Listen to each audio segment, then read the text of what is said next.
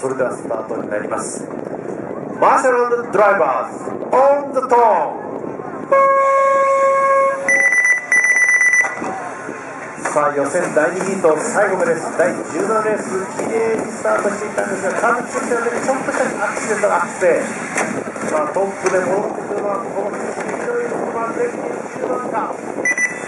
さあトップで戻ってきたのはゼッケン10番の岩井選手、それを受けてるのはゼッケン11番の赤瀬選手、3番手がゼッケン3番の青木選手という順位になっております。おっと赤いテント前でダブルクラッシュ。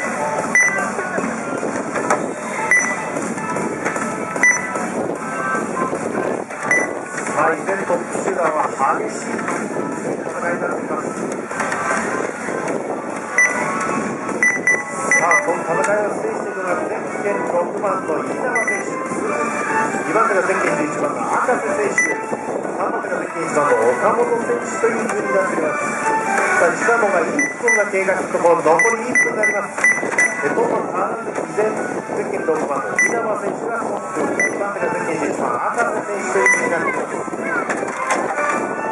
さあこの第17レース最後のレースですが、非常にちょっと荒れ気味なレースになっておりますので、そこでお話がお願いします。